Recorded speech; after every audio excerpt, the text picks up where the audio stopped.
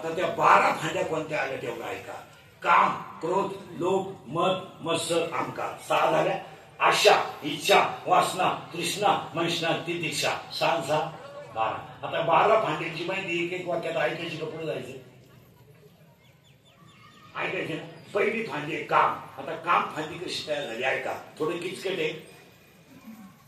शरीरामध्ये जर काम तयार झाला शरीरात, तर तो काम पहिल्यांदा डोळ्यावर ठेवायचा. मी ऐकलं का? काम शरीरात तयार झाला आणि तो पहिला कुठं बाहेर पडला? डोळ्यात. म्हणजे पाप कुठं आलं? बोला बोला, डोळ्यात. आता डोळ्यात जर पाप आलं, डोळा इतका हुशार आहे, पाप स्वतः होतच नाही. सगळ्यात तज्ञ गडी डोळा.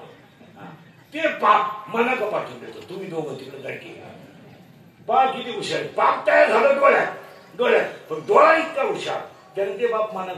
मन इतकं क्षेत्र आहे, मन म्हणतं सगळे लोक मलाच नाव तुझ्या येतो पुढे माया करू, तुम्ही जा. ते मन काय करतं? काम डोळ्यात तयार झाला का तो मनात गेला. मन काय करतं? इंद्रिया पाठवून देतं, मोकळं होतं. आणि हे 10 इंद्रिय खवळले का विद्वान माणूस सुद्धा चुकीची घटना करतो.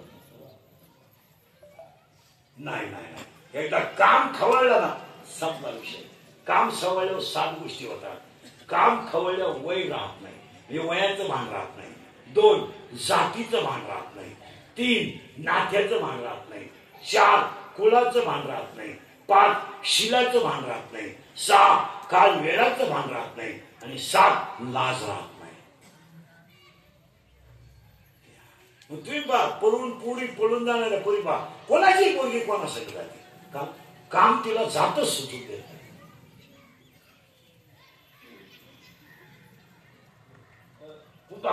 सगळ्या जेवढ्या पळून गेलेल्या पोरी सगळ्या अल्पवयीन आहेत, 13 ते 18.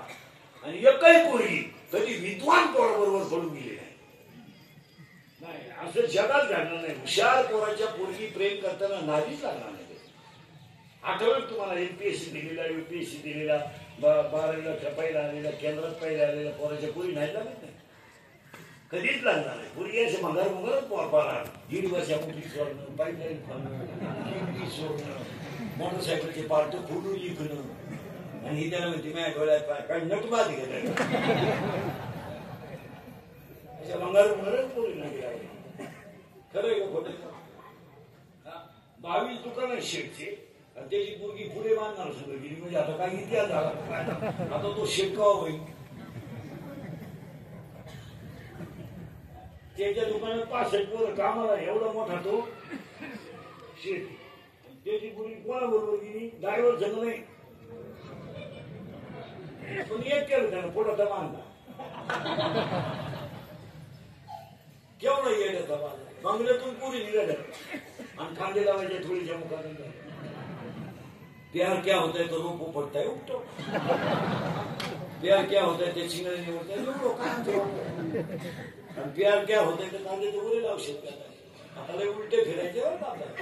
काम जर शरीरात तयार झाला तर किचकेट बघा, आणि तो जर पुरा झाला नाही तर लगेच क्रोध तयार होतो. साखळी पा किती अवघड. शरीरात तयार झाला काम, तो काय पुरा झाला नाही, अतृप्त राहिला. अतृप्त काम राहिला की लगेच क्रोध तयार होते. आणि 80% जेल मधले आरोपी फक्त 2 मिनिटाचा राग आपल्याला नाही मिळणार. ठीक आहे. खून करायला काय दुपार लागत नाही, मर्डर करायला काय 5-6 दिवस लागत नाही, गोळीबार करायला काय दुपार लागत नाही. पण तुम्ही कधी आरोपींमध्ये गेले? आम्ही जेव्हा कीर्तन करायला जातो आरोपींमध्ये, जसा आरोपी राहतात का माहिती का? कर्म 2 मिनिटाचं आहे, पण फळ आयुष्याचं आहे. काही लावलं नाही. एक फटका बायकोच्या डोक्यात दगड झाल्याला काय 15-20 मिनिटं लागली, गोळीबार करायला काय दुपार लागली नाही, पण फळ त्याचं वाईट आहे. आणि त्या गोष्टीचा पश्चाताप झाल्याशिवाय. भावाची गाडी वावरातून गेली, बस भाऊ पेरलंय ना, परत घालू नको, विषय संपला. किंवा 8 दिवस वाळून घे, उद्या मला पेरायचंय. बस त्यानं त्याच्या डोक्यात दगड घातला, तो जागेवर मिळाला, हा आत गेला. पहिलं घरी मिळाला माणूस राहिला नाही, वावराचं करायचं काय? आत गेलाय तो बाहेर येत नाही, आणि जो मिळालाय तो बैल सोडित नाही. मग वावर नांगरायचं पाहिजे. आणि अशी 80% लोकांची ही स्थिती झाली. खरं आहे मोठं एकच एक पोर आहेत आई बापाला. आता हे मोर्शेवीरचे पोरं जातात. काय पोरानं तुम्हाला सांगायचंय, राग येतो इंद्रिकेच्या लोकांना. हे केस कमी पोरण एवढी गावं पाहिजेत का? माझ्या इकडे कीर्तन कोणी केलं नाही महाराष्ट्रात. एका जन्मात मला 10 जन्मात होणार नाही. मला नट दिला मला. पोरानं तुमच्या पाया पडतो. या दंगली तर मोर्चात ठरू नका. ही लोक तुम्हाला वापरून घेते ना, शीतल संपल्यावर सोडून देते. यांना तुमचं काय घेणं आहे? काय घेणं काय? आता कायदा कडक झालाय. वेडेपणा करू नका. पूर्वी आता माहिती पोरण तुम्हाला, आता जर दंगलीत तुम्ही गेले, टपरी जर पेटवताना दिसले तर लोकांच्या पेनात कॅमेरे येतात. लोक बोलताना सुद्धा तुम्ही कोणाशी बोलत असताना त्याचा मोबाईल बंद आहे अशी खात्री करून मग बोलत जा. इतके नालायक लोक झाले. त्यांनी बनेलला आतमध्ये खिसा केलाय, बटन दाबून ठेवत ना आपल्याकडून माहिती काढला. अशी आवडत येत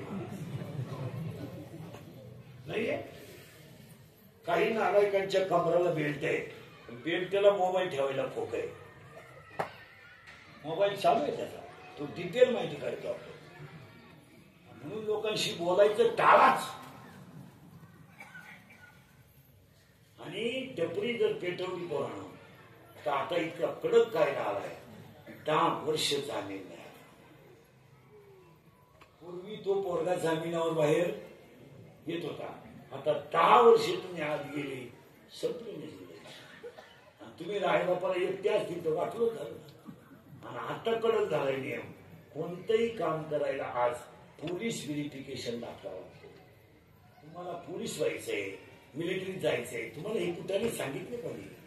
उद्या जर दाखला चुकीचा मिळाला तर थोबाड जोडायची पाहिजे ना.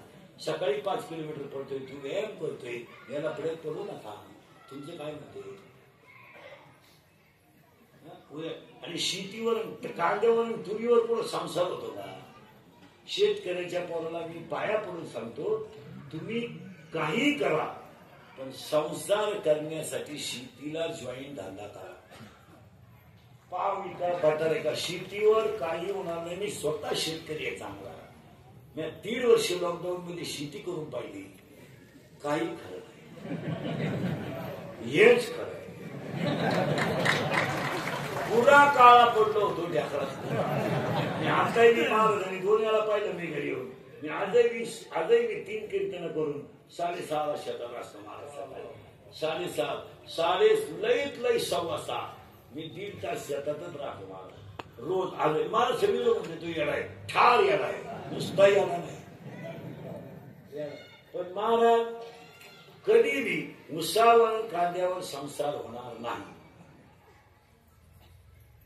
उद्या जर शेतकऱ्याच्या घरामध्ये एखादं पेशंट तयार झालं आणि त्याचं 2 लाख रुपये जर बिल झालं तर तो माणूस 2 वर्ष उतरू शकत नाही. शेतकरी कुठून काढणार तो 2 लाख? काढणार कुठून?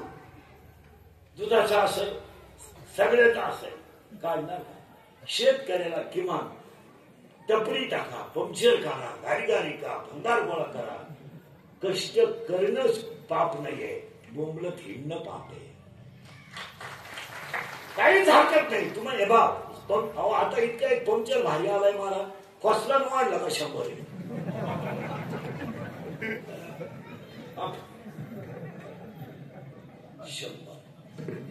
आता हे पहा, 7 दिवसाचे पैसे आहे, जेवण आहे, 7 बाबा पाहायला मिळाली. काय काम नाही ना. बरं पाहिजे तेव्हा चहा आहे. तुम्हाला कष्टाशिवाय मिळणारच नाही. पण कष्टांची जर लाज धरली तर भिकारी झाल्याशिवाय. मी कॉलेजला येईल मग मी बैल कस काय सोडू, आणि मी नोकरीला येईल मग मी घरी आल्यावर मोठीचा बाजार कस काय देऊ, असा जर विचार केला ना, गावामध्ये जे श्रीमंत माणसं येतात त्यांचे कर्ज तुम्हाला माहित नाही म्हणून हे श्रीमंत आहे. यांचं जर सगळ्या बँकेच्या मुठीसा वाचल्या तुम्ही तर बँकेचा शिपाई यांच्यापेक्षा श्रीमंत आहे. यांच्याकडे काहीच नाही. यांचा ट्रॅक्टर बँकेने मिळाला ते म्हणत्या पाहुण्याचं नांगर आहे. आता पाहुण्याच भाड्याच्या घरात राहतो त्याची का मुतारी नांगरतो का? मोठ्याचं झाकून जातोय गरीबाचा. शेतकरी ₹1,00,000 कर्जाला घाबरते. कसं करू.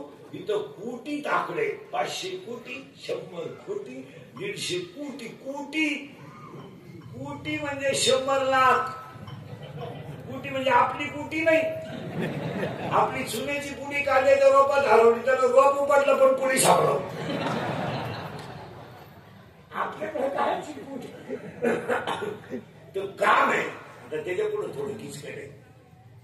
काम पुरा झाला नाही का लगेच कोणता झाला. आता उलट घेऊ आपण. काम जर पुरा झाला नाही तर पुरत तयार होतो. पण काम जर पुरा झाला तर लगेच लोक तयार होतो. ती गोष्ट मला वारंवार मिळावं. मला जर मिळाली नाही आणि दुसऱ्याला मिळाली तर मस्तर तयार होतो. मस्तर तयार झाला कधी दंभ तयार होतो. मी शान आहे. आणि दंभ तयार झाला का माझ्यासारखा कोणीच नाही असा अहंकार तयार होतो. आणि 6 जण एकत्र आले का हा सरळ नदीवर जातो. याला लोकांनी न्यायची काही गरज नाही. आता हे तर 6 जण आहे पण पुढच्या 6 इतके कठीण आहे. आशा. आणि आज सगळी माणसं कशावर अशा 80% बरेचच्या बायाने मुलगा सुखी व्हावा म्हणून भावाची पोरगी सुरू केली. तिने 2-4 जणी केली. भावाची पोरगी सून केल्यामुळं पोराला आधार झाला. पण तू निराधार झाली त्याचं काय. निराधार तुला काय. साध्या गोष्टी आहेत एकदम साध्या. ती आशा आहे. आशा आहे. आज आशेवर मला दागिने म्हणून लोक सर्व्हिसला पैसे भरतात. सर्व्हिसला. आणि उद्या होईल परदेशी होईल. 2005च्या शाळा आत्ताशी 20% झाल्या.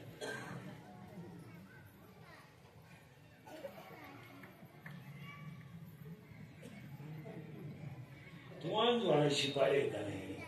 तो शिक्षक शेवटच्या पगाराला रिटायर होईल म्हणाले. आता तर पैसे तर काय 29 सालापर्यंत येऊ शकत नाही.